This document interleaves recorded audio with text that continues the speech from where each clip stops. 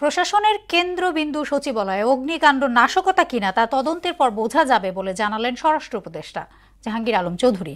ঘটনা তদন্তে গঠিত হয়েছে উচ্চ পর্যায়ের 7 সদস্যের কমিটি। এদিকে কর্মকর্তাদের প্রবেশের জন্য সকাল 10টার পর একটি মাত্র ফটো খুলে দেওয়া হয়। উষা ফেরদৌসকে সঙ্গে নিয়ে শামীমুজ্জামান চৌধুরীর রিপোর্ট। বুধবার মধ্যরাতের পর আগুন লাগে প্রশাসনের কেন্দ্রবিন্দু সচিবালয়ে। সূত্রপাত হয় 7 নম্বর ভবনের 6ষ্ঠ তলায়। আগুন ছড়িয়ে পড়ে আরও 3 ফ্লোর পর্যন্ত।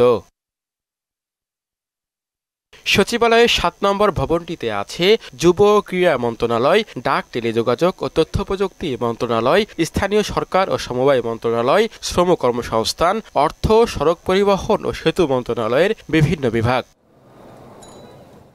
আগুন নিয়ন্ত্রণে একে একে যোগ দেয় ফায়ার সার্ভিসের 19টি ইউনিট। নেভাতে গিয়ে ট্রাক চাপায় সোহানুজ্জামান নয়ন নামে এক ফায়ার ফাইটার নিহত হয়। ফায়ার সার্ভিসের সহায়তায় যোগ দেন সেনাবাহিনী, বিজিবি ও পুলিশ সদস্যরা।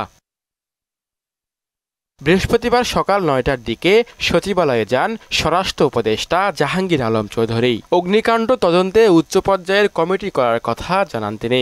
সকাল 8টায় আমাদের 8:05 আমাদের আগুন সম্পূর্ণ নিয়ন্ত্রণে আসে এবং এই ঘটনায় আমাদের ফায়ার ফাইটার একজন শাহাদাত বরণ করেছেন।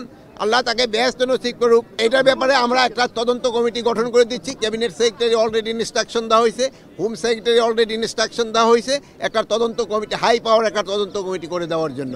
ঘটনাস্থল পরিদর্শন করেন অন্যান্য উপদেষ্টা ও রাজনৈতিক নেতৃবৃন্দ।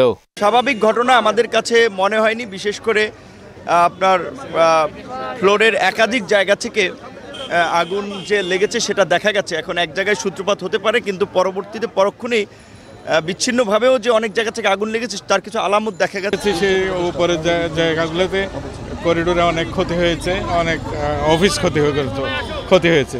অগ্নিকাণ্ডের পর সচিবালয়ের 4 নম্বর গেট ছাড়া সবগুলো ভবনের বিদ্যুৎ সংযোগ বিচ্ছিন্ন করে দেওয়া হয়। এতে দিনভর বন্ধ থাকে সব ধরনের দাপ্তরিক কাজ। এদিকে আগুন নিয়ন্ত্রণের পর কাজে যোগ দিতে সকাল থেকে সচিবালয়ের বাইরে ভিড় করেন হাজারো কর্মকর্তা কর্মচারী। তাদের প্রবেশের জন্য একটি মাত্র গেট খোলা রাখা হয়।